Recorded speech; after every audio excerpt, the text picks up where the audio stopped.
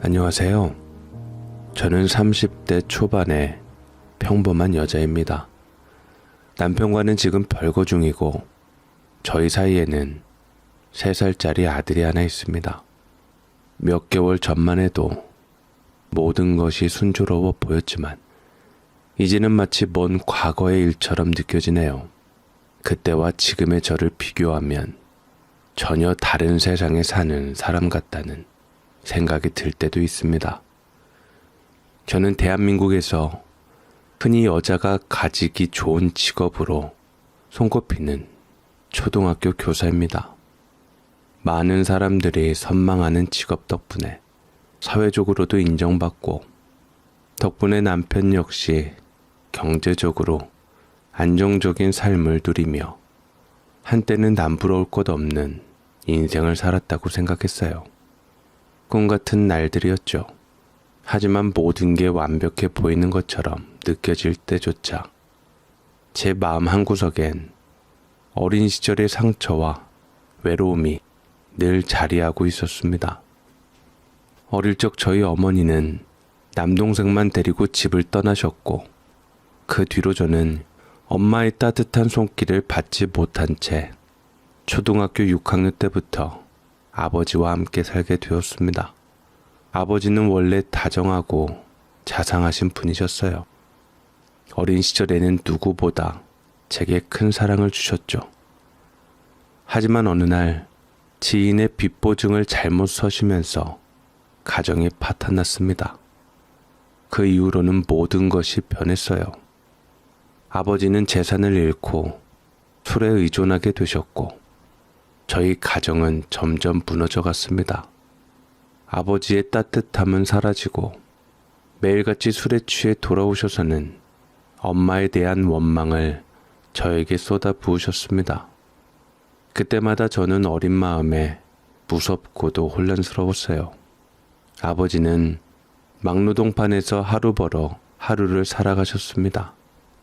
집안은 늘 불안정했고 저는 그 환경에서 벗어나기 위해 공부에 매달렸습니다. 악착같이 책을 붙들고 있었죠. 상위권 성적을 유지했지만 그런 저를 긍정적으로 바라봐주는 사람들은 드물었습니다. 오히려 독하다, 무정하다는 말을 더 많이 들었어요. 그 중에서도 저희가 살던 월세집 주인집 딸은 저를 유난히 미워했습니다. 그녀는 제 성적을 질투해 학교에서 이상한 소문을 퍼뜨렸고 저는 그로 인해 따돌림을 당하기도 했습니다. 학교에서는 외로웠고 집에 돌아오면 매일같이 월세를 내라고 다그치는 집주인과 쌓여있는 고지서들이 기다리고 있었습니다. 돈에 쫓기는 생활은 어린 저를 더욱 짓눌렀습니다. 아버지 역시 저에게 따뜻한 위로나 격려 대신 공부할 시간에 나가서 돈이나 벌어오라며 독촉하셨습니다. 고등학생이었던 저는 그 말들이 너무나 무겁게 다가왔고 때로는 견딜 수 없을 만큼 괴로웠습니다. 이 집에서, 이 삶에서 도망치고 싶다는 생각이 들 때도 많았어요. 여자가 무슨 공부를 해? 괜히 어줍지 않게 배워봤자 나중에 드세다는 소리나 들을 거야. 너 엄마가 잘난 아들만 데려간 이유가 뻔하지 않겠냐? 때 되면 그냥 좋은 남자 만나 시집이나 잘 가면 되는 거지. 이렇게 아버지는 늘 저에게 차갑고 냉소적인 말씀을 하셨습니다. 공부는커녕 어쩌면 저는 단지 여자로서 남편을 만나 잘 살아가기를 기대하는 존재로만 여겨졌던 것 같아요. 저희 노력이나 꿈은 아버지에게는 아무 의미도 없었던 것처럼 느껴졌습니다. 그 말들이 저를 얼마나 아프게 했는지 모르셨겠죠. 하지만 저는 그 말들에 무너지지 않기로 결심했습니다. 다행히도 주변에는 저를 지켜봐 주시는 좋은 이웃들과 배려심 많은 담임 선생님이 계셨습니다.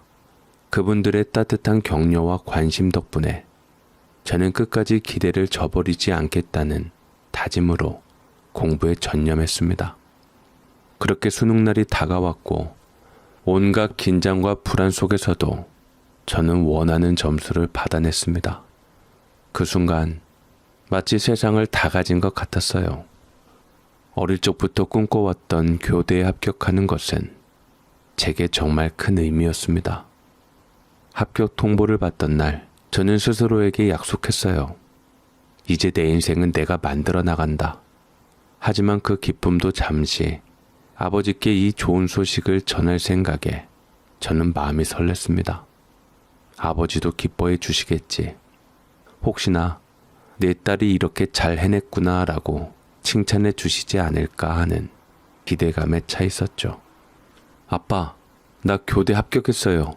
이제 교사가 될 수 있어요. 교대? 그게 무슨 소용이냐? 시집가면 그만인걸. 대학 등록금이 아깝다. 그 돈이면 차라리 네 결혼 준비나 해라. 아휴, 돈 잡아먹는 하마 같은 거. 그 말을 듣고 저는 정말 큰 충격을 받았습니다. 부모에게, 특히 아버지에게 인정받고 싶었던 제 마음이 산산이 부서지는 순간이었어요. 합격 소식을 전했지만 돌아오는 건 축하가 아닌 냉소와 비난이었으니까요. 부모로부터 대학 합격을 축하받지 못한 것, 그것이 저를 너무나도 서운하게 만들었습니다. 너무나도 기대했던 만큼 상처도 컸고 참으로 쓸쓸했습니다. 그날 이후 저는 더 이상 이 집에 머무를 이유가 없다는 생각이 들었습니다. 대학에 가야 한다는 핑계를 대며 아버지와의 관계를 끊고 집을 나왔습니다. 그 후로 오랫동안 아버지와 연락을 하지 않았어요. 저는 혼자서 살아남기 위해 과외 아르바이트를 하며 학비를 마련했고 교사라는 목표를 이루기 위해 쉬지 않고 공부했습니다. 그 길은 쉽지 않았지만 목표를 향해 묵묵히 걸어갔습니다. 졸업 후 다시 한번 도전한 임용고시에서도 마침내 합격 소식을 들었을 때 저는 그동안의 모든 고통과 외로움이 한꺼번에 떠올라 그 자리에서 오열하고 말았습니다. 그 눈물은 단순한 기쁨의 눈물이 아니었어요. 저를 비웃었던 세상에 대한 승리의 눈물이기도 했고 홀로 이룬 성취에 대한 자부심의 눈물이기도 했습니다. 처음으로 교단에 섰을 때 저는 그 떨림과 감동을 아직도 잊지 못합니다. 그리고 시간이 흘러도 그 초심을 잃지 않으려고 노력했어요. 교사가 된 첫 해, 두 해, 교단에서 아이들과 함께하며 제 모든 열정을 쏟아 부었습니다. 그렇게 열심히 지내던 어느 날 저를 지켜봐 주던 동료 선생님이 저에게 다가오셨습니다. 정말 대단해요. 이렇게 열정적으로 아이들을 가르치다니. 선생님은 타고난 교사인 것 같아요. 그때 저는 비로소 제 노력이 결코 헛되지 않았다는 것을 느꼈습니다. 세상이 인정해 주지 않더라도 나를 진정으로 지켜봐 주는 사람들이 있다는 사실이 큰 위로가 되었죠. 한 선생, 혹시 남자친구 있어요? 지금 마땅히 사귀는 사람 없으면 제가 아는 사람 중에 나이가 좀 있긴 하지만 괜찮으면 한번 만나보는 건 어때요? 처음 그 제안을 들었을 때 저는 어색함을 감추기 어려웠습니다. 연애 경험이 거의 없는 저로서는 동료 선생님이 이런 말을 꺼낸 상황 자체가 당황스러웠거든요. 그래서 어쩔 수 없이 괜찮아요 라는 말로 대답을 대신했습니다. 그 말이 끝나기 무섭게 동료 선생님은 나이가 많아서 별로인가 라고 되물으며 살짝 망설이는 듯 했지만 이내 그 친구의 장점들을 줄줄이 늘어놓기 시작했어요. 나이는 좀 있지만 정말 괜찮은 사람이에요. 성격도 좋고 안정적인 직장도 있고 한번 만나보면 후회하지 않을 거예요. 그냥 한번 만나보는 거니까 부담 갖지 말고 생각해봐요. 이렇게 계속 등을 떠미는 동료 선생님의 말에 저는 결국 거절하지 못하고 맞선을 보게 되었습니다. 무려 9살이나 차이 나는 사람과 맞선을 보는 게 처음이라 심장이 두근거렸어요. 그때 저는 29살이었고 맞선이라는 경험 자체가 낯설고 어색했지만 그 사람을 만나는 순간 조금 다른 느낌이 들었습니다. 그 남자는 제가 도착하기 전부터 먼저 와서 저를 기다리고 있었습니다. 제가 식당에 들어가자마자 그는 밝은 미소로 일어나서는 제가 앉을 의자를 조심스럽게 빼주며 매우 매너 있게 행동을 했습니다.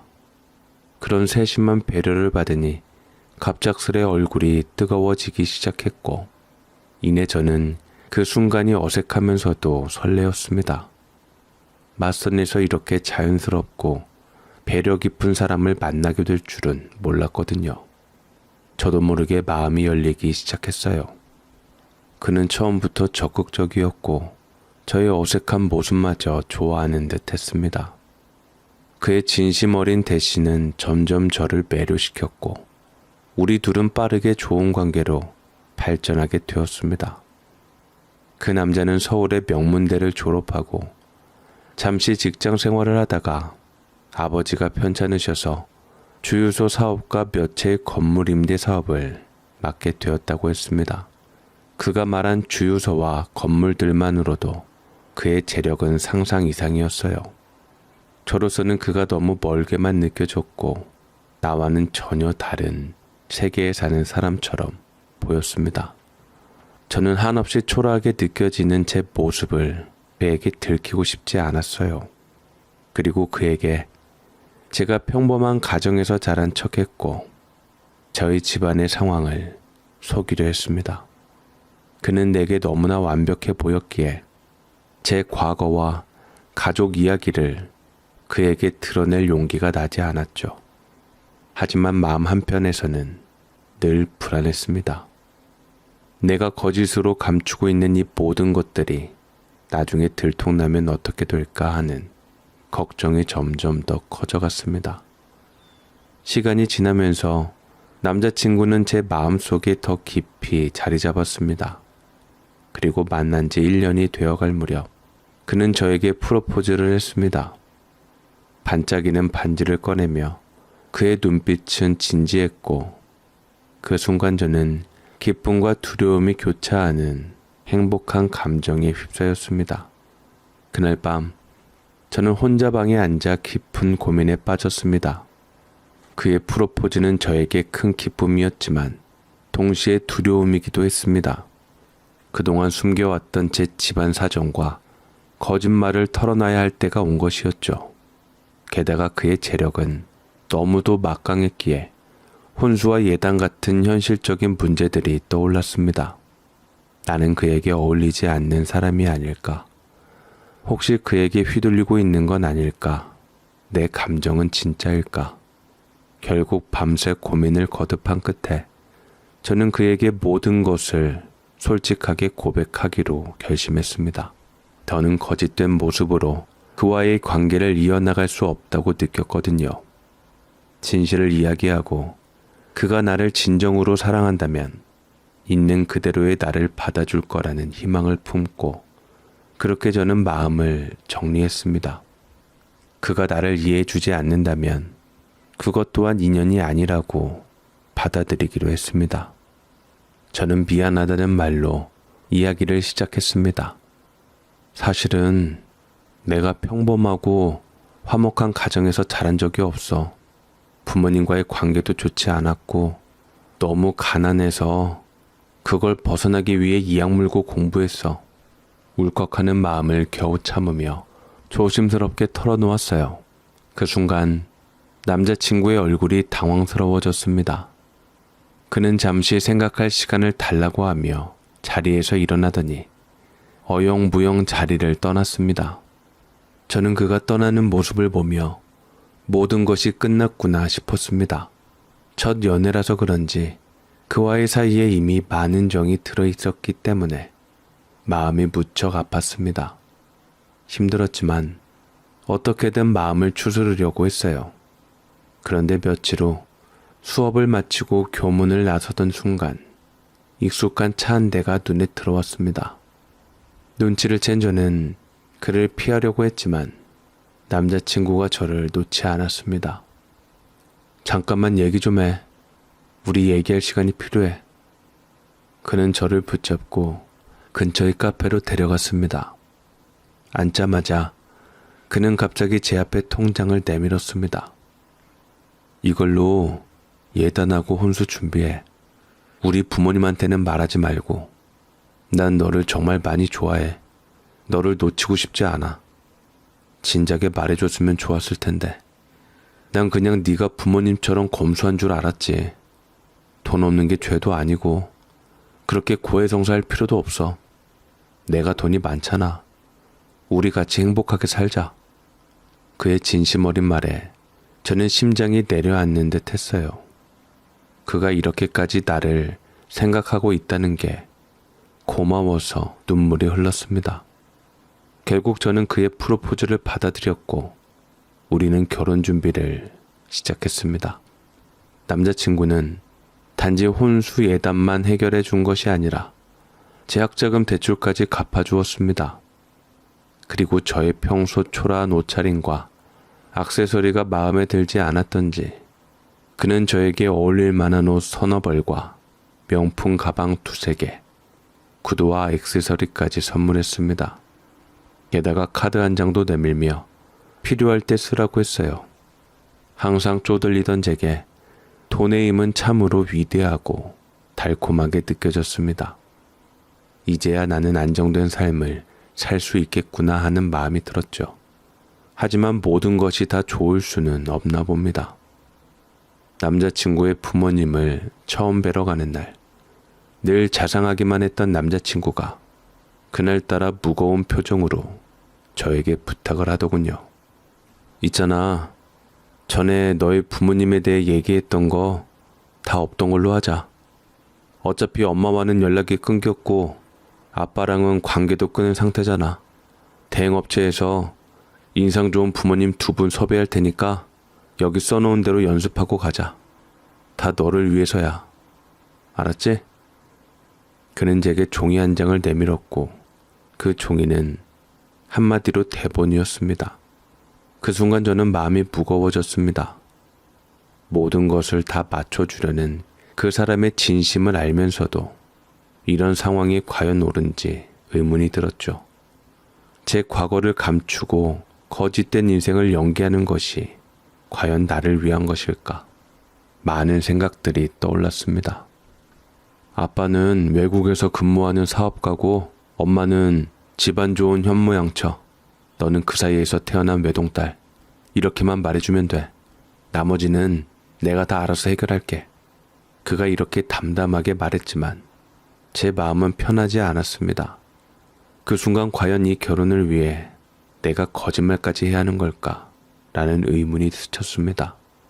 내 가족과 과거를 숨기고 꾸며낸 이야기를 떠올리며 내가 이렇게까지 해야 하는지 혼란스러웠죠. 꼭 이렇게까지 해야 해? 내 집안 형편이 그렇게 부끄러운 거야? 저의 솔직한 질문에 그는 잠시 멈칫했지만 이내 단호한 목소리로 다시 말했습니다. 네가 우리 집안에서 무시받지 않으려면 내가 말한 대로 하는 게 제일 편할 거야. 부모님이 알면 결혼을 반대할지도 몰라. 그리고 우리 둘 다 피곤해지겠지. 괜히 어려운 길로 가지 말고 그냥 편하게 가자. 이건 우리를 위한 거야. 그의 설득은 현실적이었고 저도 그 말에 흔들리기 시작했습니다. 그의 마음을 이해하지 못한 건 아니었어요. 하지만 제 안에는 여전히 내가 정말 이렇게 살아야 할지에 대한 불안이 꿈틀거렸습니다. 한참을 그의 부모님 집 앞에서 실랑이를 벌이다 결국 저는 남자친구의 손에 이끌려 부모님께 인사를 드리러 들어갔습니다.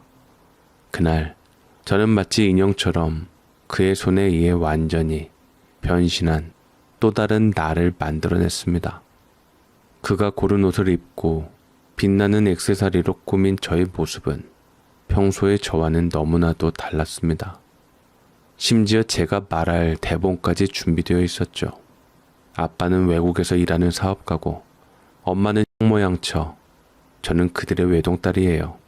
제 이름과 나이 그리고 제가 교사라는 것만이 진짜였을 뿐 나머지는 모두 거짓이었습니다. 안녕하세요. 아버지께서는 외국에서 근무하시고 어머니는 집안일을 돌보시는 전형적인 현모양처세요. 입에서 거짓말이 나올 때마다 가슴이 쿵쿵 뛰었습니다. 이렇게까지 해야 하나? 이 상황이 정말 옳은 걸까?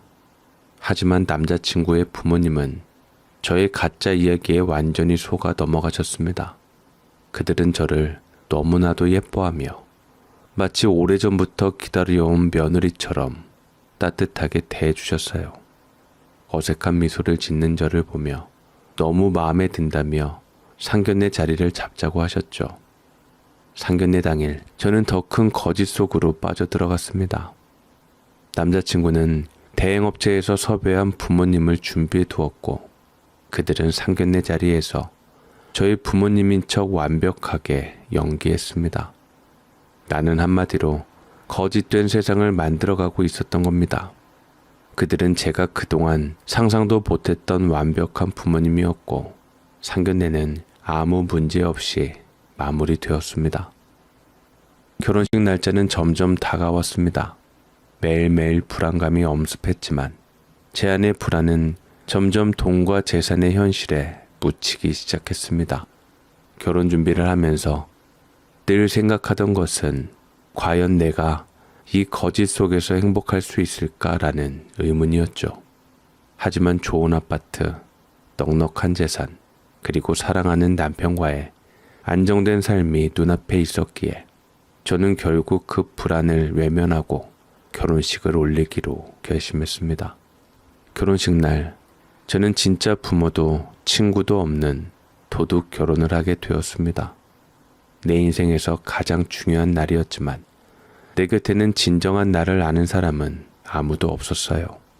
그저 진짜 나를 감추고 꾸며낸 이야기에 빠져 결혼을 마쳤습니다. 결혼 후에는 과연 내가 이대로 살아도 괜찮은 걸까 하는 불안과 의심이 늘 따라다녔습니다.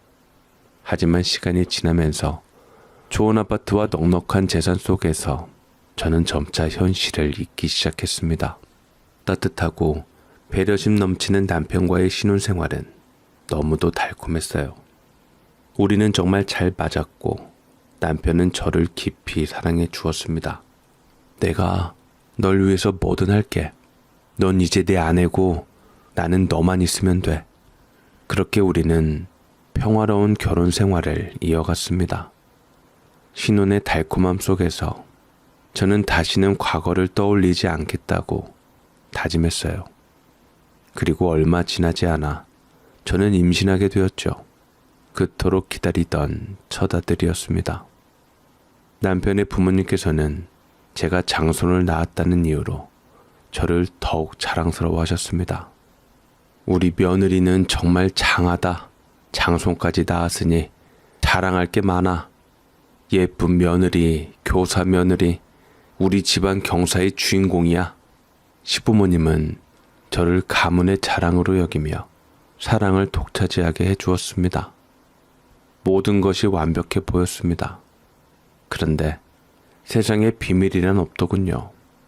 아들이 두 돌이 되었을 때 저는 복직을 하게 되었고 새로운 학교에 발령을 받아 그 근처 어린이집에 아들을 보냈습니다.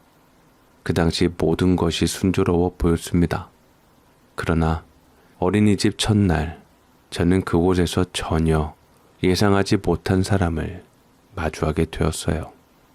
그 사람은 바로 제가 고향에서 철천지 원수로 생각했던 고등학교 동창, 그리고 우리 월세집 주인 딸이었던 윤나리였습니다. 윤나리는 아이들의 담임 선생님으로 그 자리에 서 있었습니다. 처음에는 저를 알아보지 못한 듯 했지만 그 눈빛은 저를 스캔하는 듯 했고 이내 저를 알아차렸습니다.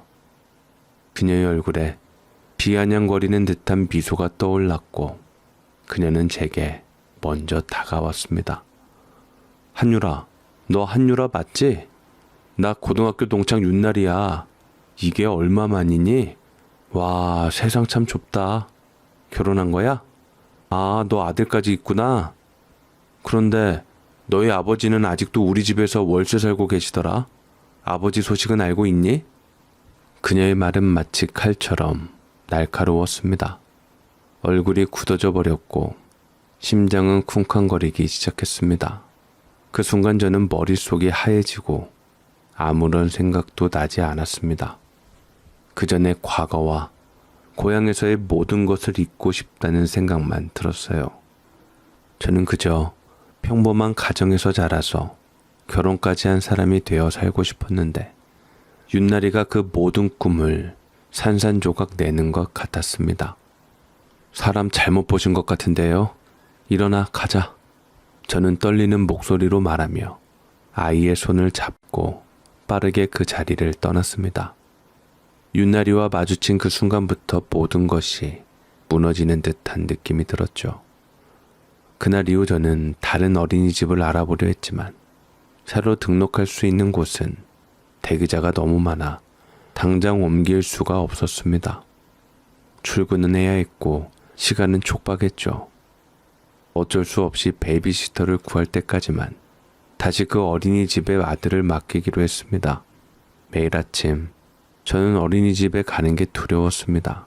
아이를 데리고 가면서도 혹시라도 윷나리와 다시 마주칠까봐 서둘러 빠져나왔습니다. 하지만 그 불안감은 마지막 날 현실이 되어 나타났습니다. 등원 마지막 날 윷나리는 마치 저를 기다렸다는 듯 어린이집 문 앞에 서 있었습니다. 그 순간 제 심장은 다시 한번 요동쳤습니다. 저는 그녀가 무엇을 말할지 두려웠습니다. 한유라, 이제 더 이상 도망가려고 하지 말고 들어. 너 나 피하는 거 다 알아. 그래서 그냥 단도직입적으로 얘기할게. 아무리 부모가 밉다고 해도 그건 너무한 거 아니야? 너도 이제 부모가 됐잖아. 네 아들이 자라서 뭘 보고 배우겠니? 그녀의 목소리는 단호했고 그녀의 말은 날카로웠습니다. 나는 그 말을 듣고 차마 반박할 수 없었습니다. 그녀는 내 가슴 깊숙이 숨겨두었던 아버지에 대한 기억을 꺼내기 시작했습니다. 너희 아버지 아프셔. 아무도 몰래 앓으시다가 얼마 전에 병원에 가셨는데 위암이라고 하더라. 너 지금 이렇게 잘 살고 있는데 아버지를 언제까지 외면할 거야? 도둑 결혼한 것도 모자라 병든 아버지를 내버려 둔다고? 너 학교 선생님이지? 네가 그러고도 교단에 설 자격이 있다고 생각해? 그녀의 말은 마치 커다란 망치로 내 마음을 내려치는 것 같았습니다. 그 순간 심장이 내려앉는 듯한 느낌과 함께 숨이 막혔습니다. 그동안 나는 아버지에 대한 모든 기억을 지우려고 했습니다. 아버지와의 관계는 나에게 아픔 그 자체였고 아버지를 떠올리면 늘 부정적인 감정들만 떠올랐어요.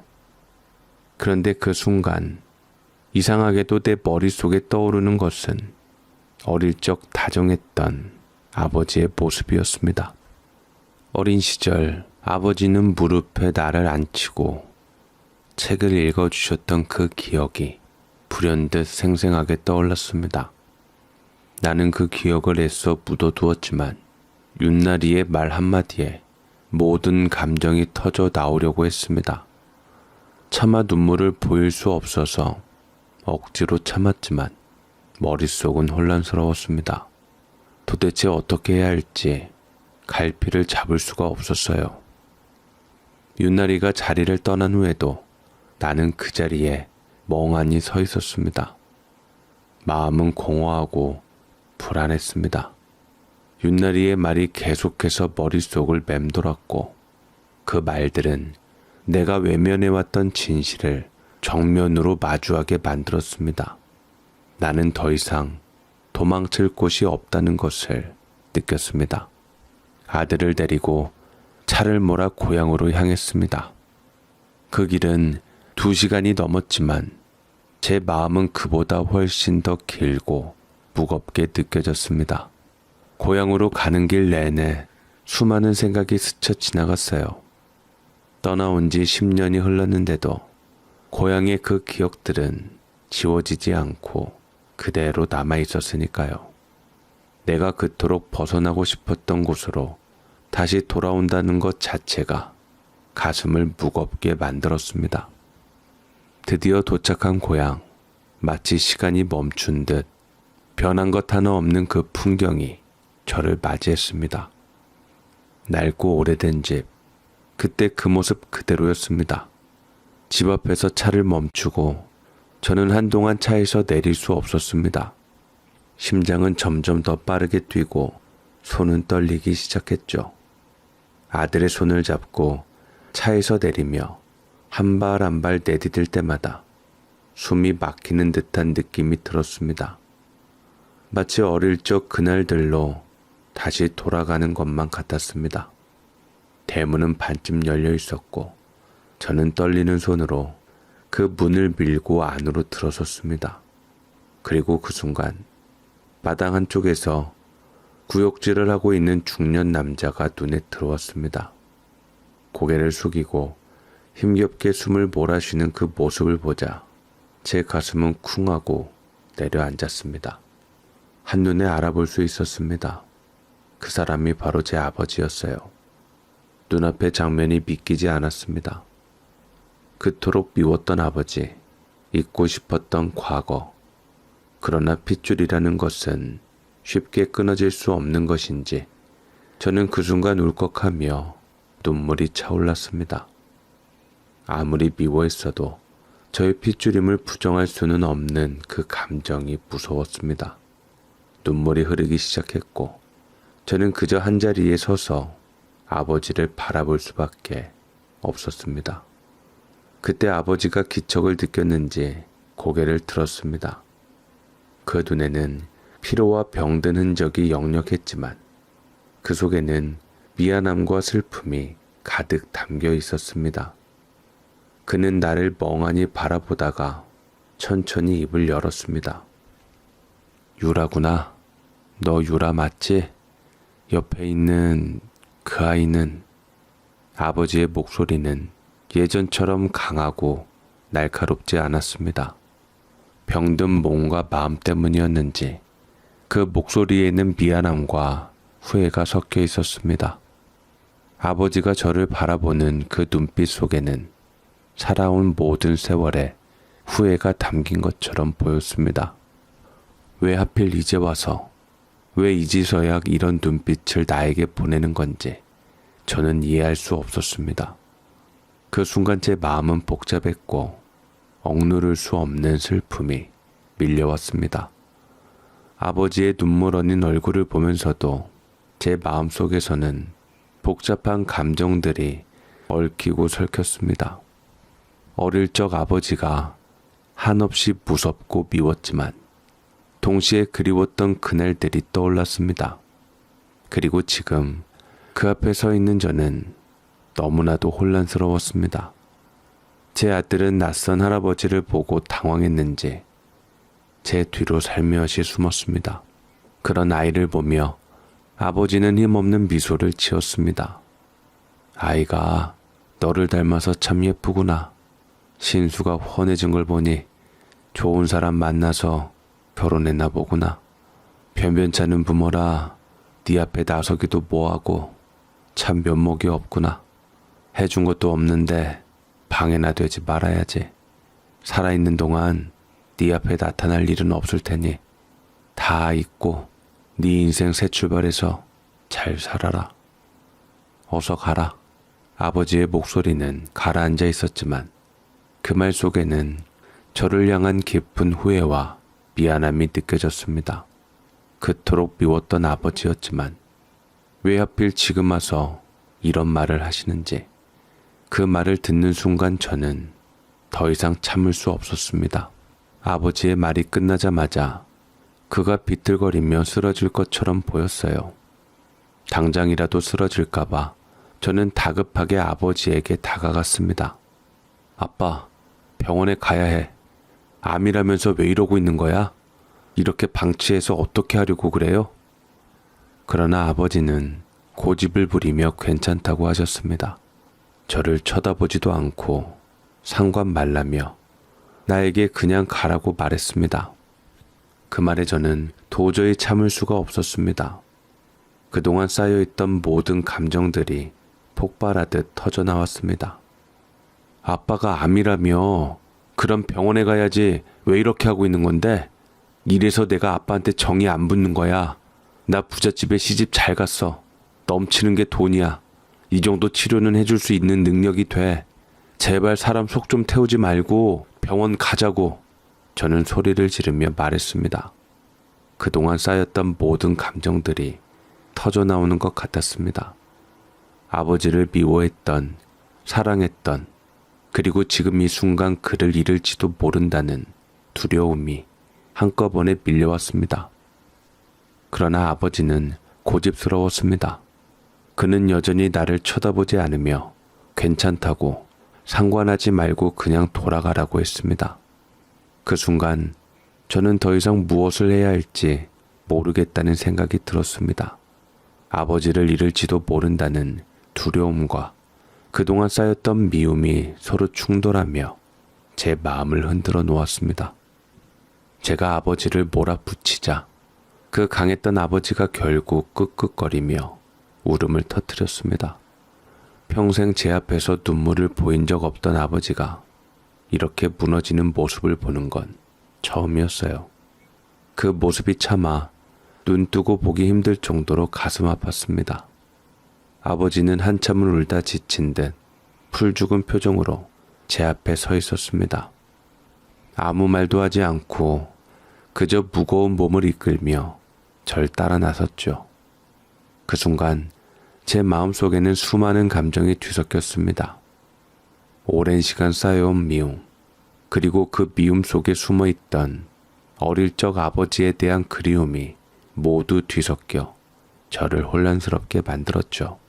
저는 아버지를 조용히 차에 태웠습니다. 한동안 말없이 운전하는 동안 차 안은 고요했습니다. 거친 숨소리만 들리는 그 차 안에서 저는 마치 다시 어린아이로 돌아간 듯한 기분이 들었습니다.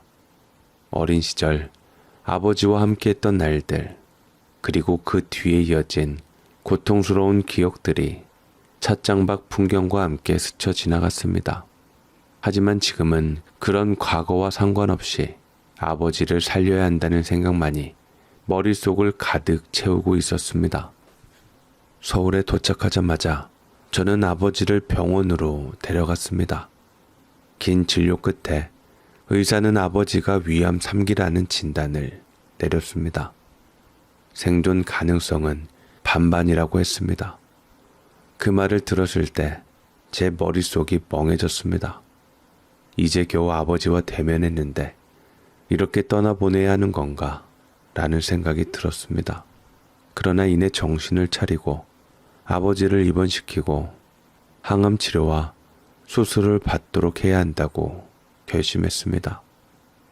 문제는 치료비였습니다. 실비보험이나 암보험조차 들지 않았던 아버지에게는 그 큰 치료비를 감당할 방법이 없었죠. 저는 당장 돈을 마련하기 위해 시부모님께서 사주신 제 앞으로 된 차를 팔기로 결심했습니다. 그 차는 제가 자주 타고 다니던 애정어린 물건이었지만 아버지를 살기 위해서는 무엇도 아까울 게 없었습니다. 차를 팔고 병원비를 마련한 뒤 그 사실을 남편에게 숨길 수는 없었죠. 결국 차가 없어진 것을 이상하게 여긴 남편이 물었습니다. 차가 어디 갔어? 무슨 일 있었어? 저는 그 물음에 사실대로 털어놓을 수밖에 없었습니다. 속이 타들어가던 마음으로 남편에게 모든 상황을 고백했습니다. 미안해요. 사실 아버지 수술비를 마련하려고 차를 팔았어요. 우리 아버지 암이래요. 아무리 미운 아버지지만 자식으로서 도리를 저버릴 수는 없었어요. 남편의 표정은 처음에 굳어졌습니다. 차를 팔았다는 말에 놀라고 내가 그동안 숨기고 있던 사실들에 더 큰 충격을 받은 듯 했죠. 남편의 그런 표정을 보면서 저는 한편으로는 걱정이 되고 불안했습니다. 내가 이런 결정을 내린 것이 옳았는지 남편이 화를 낼까 두려웠습니다. 책망을 기다리고 있는 순간 남편은 예상 밖의 반응을 보였습니다. 남편은 제 손을 부드럽게 잡고 깊이 숨을 내쉬며 말했습니다. 뭐라고? 그런 일이 있었으면 나한테 먼저 상의했어야지. 그런데 왜 혼자 그렇게 처리했어? 아버님이 입원한 병원이 어디야? 얼굴도 한번 못 뵌 장인이잖아. 그래도 사위로서 인사는 드려야지. 그 순간 저는 남편의 말에 감동하지 않을 수 없었습니다. 남편은 내가 부모님을 부끄러워할 거라고 생각했을까봐 내심 두려워했었는데 그런 걱정이 모두 사라지는 순간이었어요. 남편이 진심으로 나를 생각해준다는 걸 느꼈고 그에게 얼마나 고마운지 말로 다 할 수 없을 정도였습니다. 저는 눈물로 얼룩진 얼굴로 고개를 끄덕이며 아버지가 입원한 병원을 알려주었습니다. 다음날 퇴근 후 저와 남편 그리고 아들까지 함께 병원으로 아버지를 찾아갔습니다. 병실 문을 열고 들어갔을 때 아버지는 우리 가족 모두를 보고는 한참 동안 아무 말도 하지 못한 채 눈물을 흘리셨습니다. 그 눈물은 지난 세월 동안 쌓였던 아버지의 모든 후회와 미안함이 담긴 것이었겠죠. 아버지는 한참 동안 우리를 바라보더니 손주를 품에 안았습니다. 처음으로 손주를 안아보는 아버지의 손길은 떨리고 약했습니다. 그러면서도 아버지는 깊은 감정에 잠긴 얼굴로 남편에게 손을 내밀며 말했습니다. 내 딸 이렇게 행복하게 해줘서 고맙네. 아비복 없는 내 딸이 남편 복은 있어서 얼마나 다행인지 몰라. 떡두꺼비 같은 손주도 보니 이제는 내 마음이 편하다. 내가 잘못되더라도 내 딸과 손주 잘 부탁하네. 아버지는 남편의 손을 꼭 잡고 눈물을 흘리며 당부했습니다. 그 말은 아버지의 마지막 마음이 담긴 부탁 같았어요.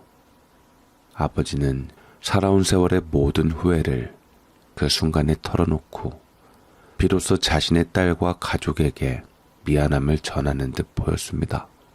그 모습을 보며 제 마음은 복잡했습니다. 그토록 미웠던 아버지였지만 핏줄이라는 끈은 그렇게 쉽게 끊을 수 없다는 걸 다시 한번 느꼈습니다. 아버지는 병든 몸으로도 마지막 순간까지 자식에 대한 사랑과 미안함을 안고 계셨던 것입니다. 무슨 그런 말씀을 하세요. 앞으로 따님이랑 손주가 잘 사는 모습 보실 생각을 하셔야죠. 요즘은 암도 큰 병이 아니라고 하잖아요. 치료만 잘 받으시면 금방 쾌차하실 거예요. 남편의 말은 따뜻하고 위로가 되었습니다. 아버지는 힘겹게 미소를 지으며 고맙다는 말을 연이어 했습니다. 병실 안은 그동안의 긴장과 감정들이 풀어지는 듯한 따뜻하고 평화로운 분위기가 감돌았죠. 저는 그 순간 처음으로 정말로 가족이라는 감정을 느꼈습니다. 오랜 시간 쌓였던 응어리가 천천히 녹아내리는 기분이었어요. 아버지가 저를 바라보는 눈빛 속에서 이제 더 이상 미움이나 원망은 없었습니다. 오로지 미안함과 딸에 대한 애정만이 가득했습니다. 그렇게 아버지는 치료에 전념하셨습니다. 항암 치료를 받는 동안 아버지는 몸이 점점 더 약해지셨지만 그래도 매일 의지를 다져가며 치료를 받았습니다. 매번 병원에 찾아갈 때마다 아버지의 얼굴이 조금씩 피곤해져 가는 걸 보는 것이 마음 아팠지만 우리는 함께 이겨낼 수 있다는 믿음 하나로 버텼습니다. 그렇게 수술이 끝나고 입원 치료가 이어지면서 의사 선생님께서 예후가 좋다는 말을 해주셨을 때 그동안 쌓였던 긴장감이 한꺼번에 풀리는 것 같았습니다. 그 말이 얼마나 안도감을 주었는지 모릅니다. 그동안 내내 가슴을 죄어오던 불안이 사라지며 아버지와의 갈등도 조금씩 치유되는 듯 했습니다. 하지만 그 순간에도 제 마음속에는 여전히 남아있는 불안감이 있었습니다. 암은 재발률이 높다는 말을 많이 들어서였죠.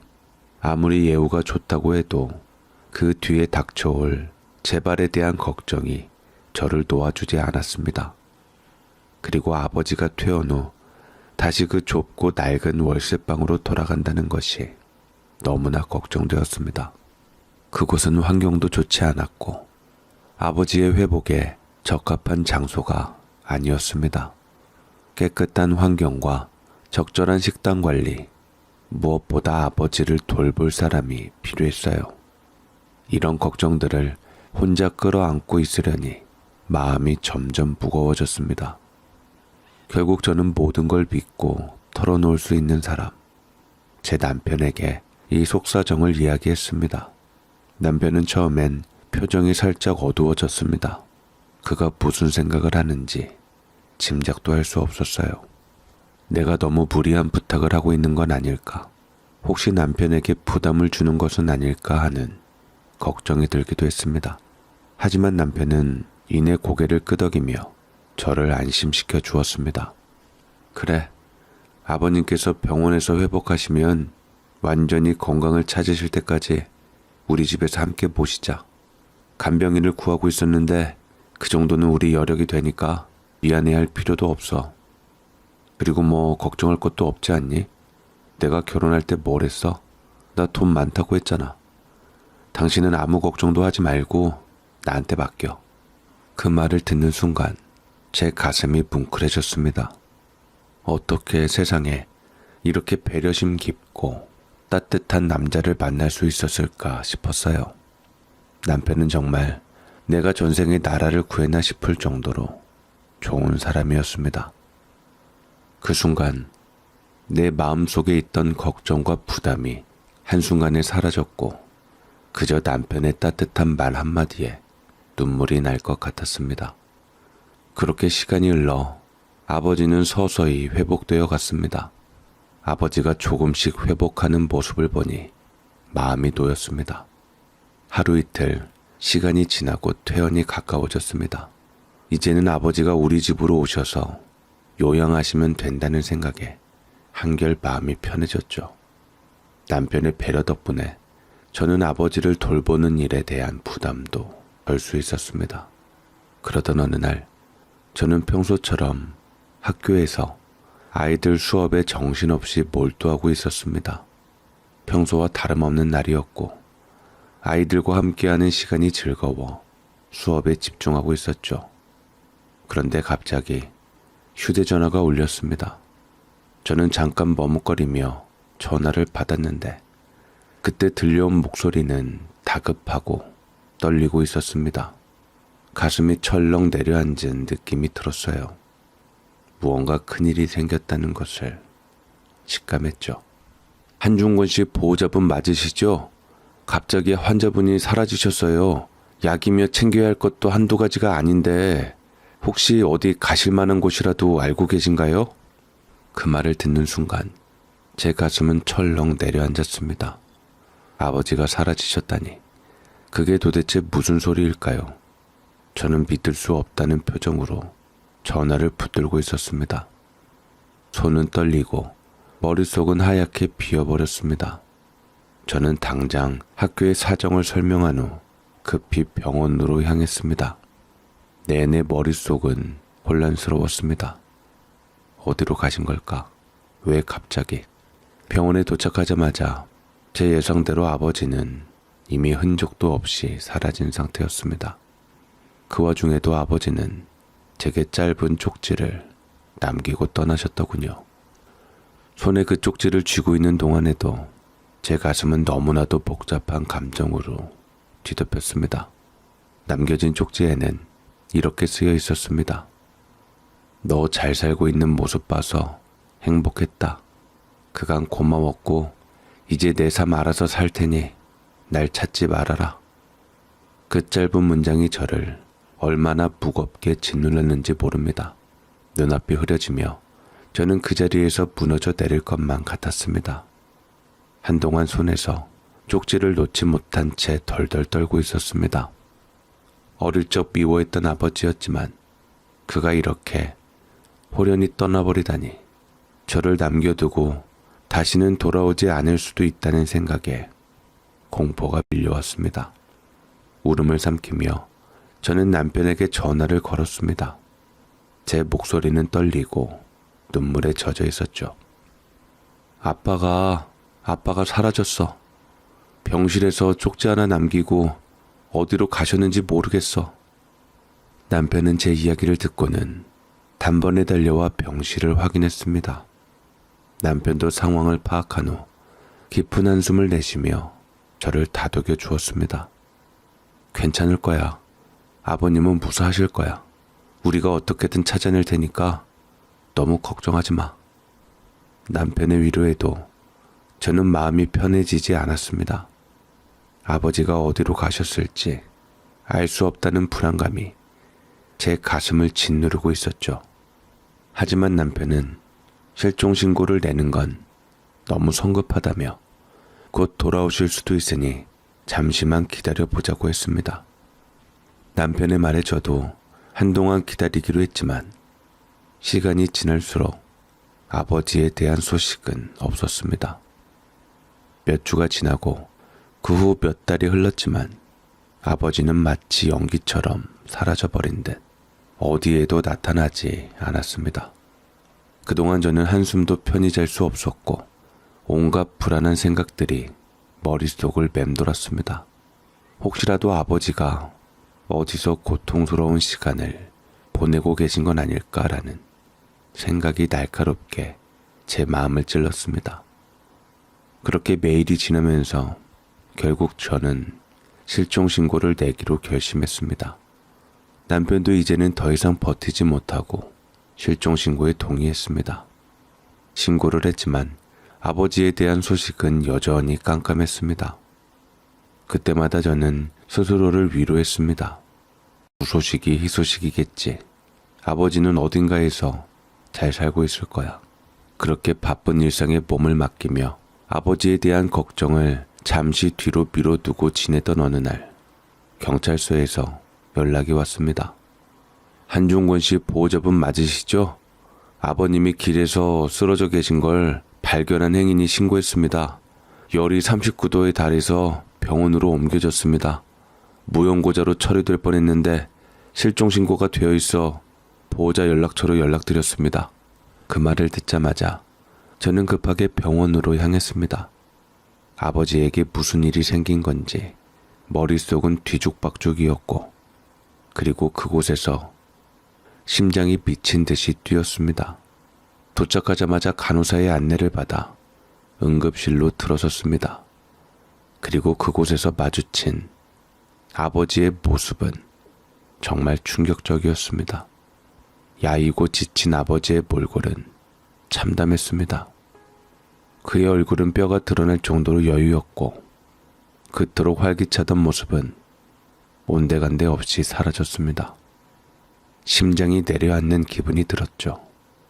그토록 미워했던 아버지였지만 그 모습은 제 마음에 큰 충격을 안겼습니다. 나는 내내 울컥하며 다가갔고 그때 뒤에서 들려오는 낯익은 목소리가 날카롭게 제 귀에 꽂혔습니다. 낯익은 그 목소리는 아버지가 사라진 이유와 그 뒤에 숨겨진 진실을 밝히려는 듯 제 곁을 맴돌기 시작했습니다. 그놈의 가짜는 부정지킨답시고 돈이며 약이며 다 두고 사라지더니 무슨 염치로 내게 연락한 겁니까? 그때 놓고 간 돈이 꽤나 생각이 났나 보죠? 문 밖에서 들려오는 남편의 목소리는 차갑고 날카로웠습니다. 그 순간 제 몸은 얼어붙었고 그가 무슨 말을 하고 있는지 믿기지 않았습니다. 눈앞의 상황이 현실이라는 것이 도저히 받아들여지지 않았어요.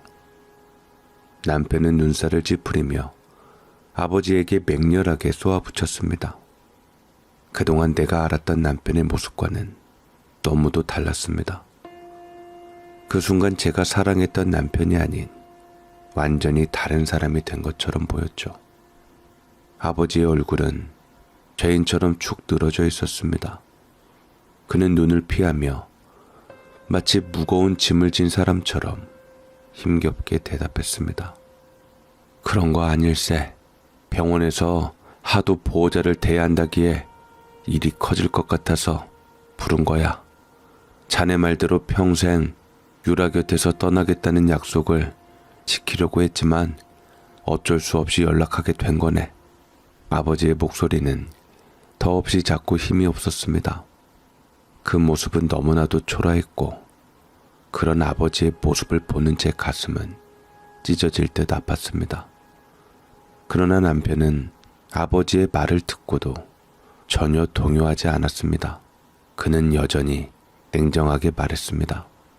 됐고요. 마지막으로 말합니다. 당신 딸 불행하게 만들고 싶지 않으면 다신 우리 가족 눈에 띄지 마세요.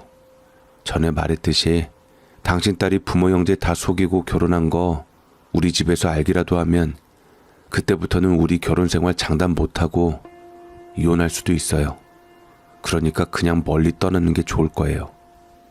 남편은 그 말을 하면서 차가운 눈빛으로 아버지를 바라보았습니다. 그리고 그는 무심하게 돈봉투와 약구러미를 아버지에게 툭 던졌습니다.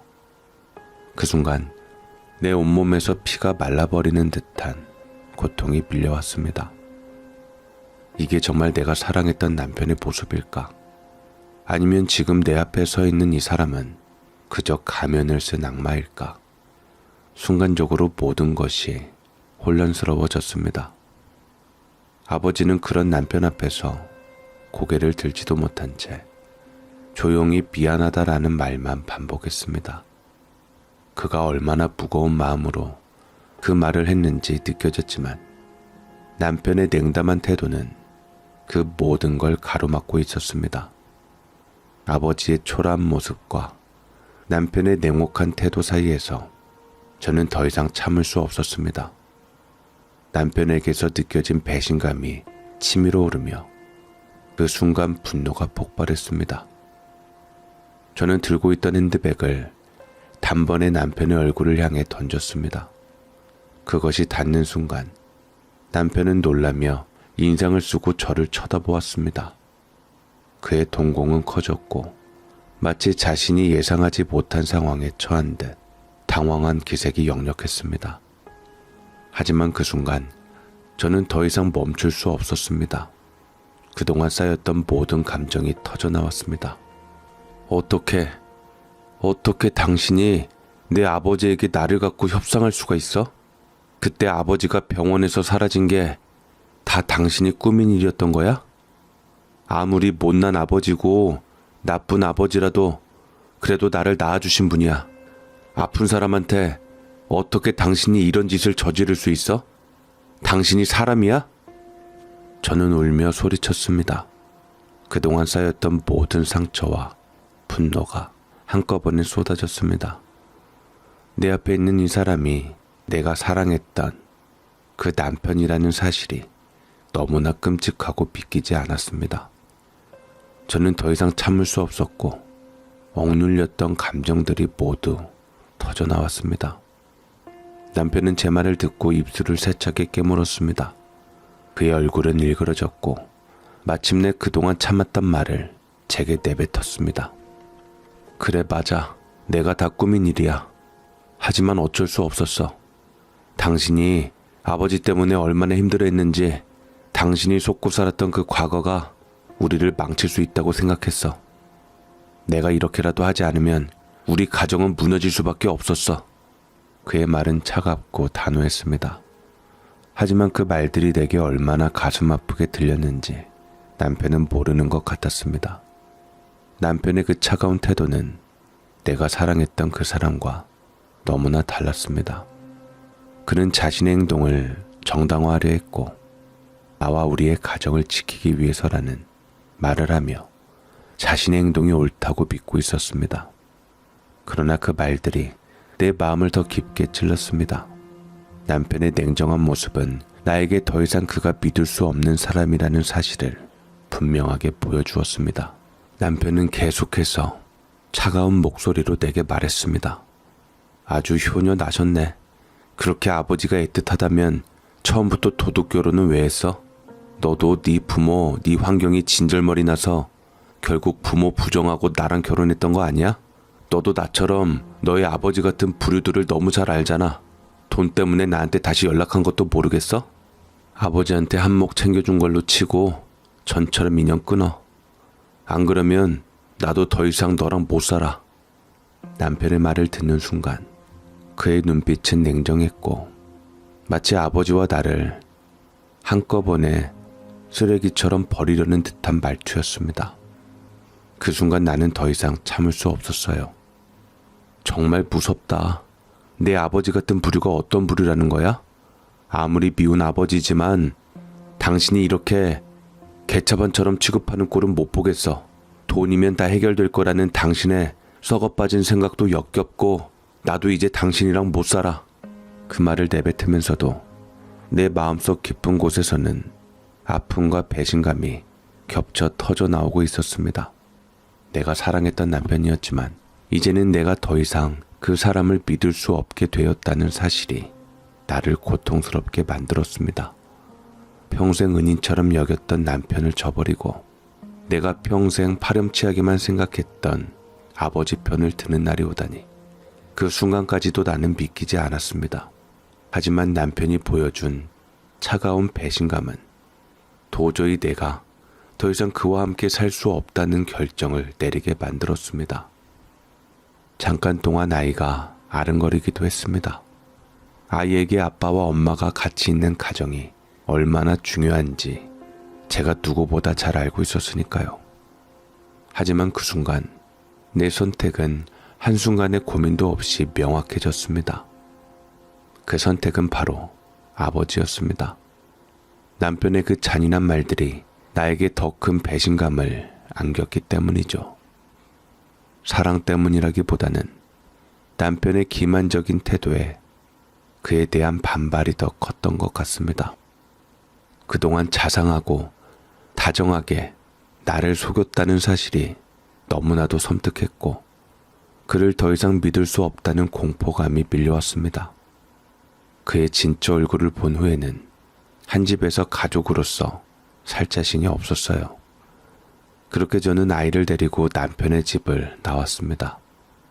지금은 작은 집을 얻어 아버지와 함께 살고 있습니다. 학교에는 휴직을 내고 아버지와 함께 그동안 못 보낸 시간을 보내고 있습니다. 서로에게 함부로 대하고 상처를 주었던 지난 세월을 반성하고 함께 보낼 수 있는 시간들을 조금이라도 채워나가려고 노력 중입니다. 아버지도 저도 그동안 얼마나 어리석었는지 서로 등을 돌리고 살았던 날들을 후회하는 시간을 보내고 있죠. 하지만 아버지는 여전히 남편과 합치라는 말을 하고 계십니다. 남편과는 이혼도 하지 않은 채 그저 별거 상태로 몇 달째 지내고 있습니다. 남편에게 합의 이혼을 하자고 제안했지만 남편은 당분간 서로 마음이 진정될 때까지 기다리자고 했습니다. 그게 벌써 몇 달이 지나갔어요. 그 사이 아이는 계속 아빠가 보고 싶다고 말하고 아버지도 저에게 마음 불편하다고 가정으로 돌아가라고 계속 권유합니다. 그러나 나는 더 이상 남편과 다시 시작할 수 있을지 자신이 없습니다. 그를 전처럼 사랑할 수 있을지도 모르겠고 다시 그와 함께 살면서 행복할 자신도 없습니다. 과연 시간이 모든 것을 해결해 줄까요? 그 답을 알 수 없어 답답한 마음에 누구에게라도 털어놓지 못한 이야기를 이렇게 글로 써서 보냅니다. 사연으로 남아 조금이라도 위로를 얻고 싶어 이렇게 사연을 보냅니다. 읽어주셔서 정말 감사드립니다.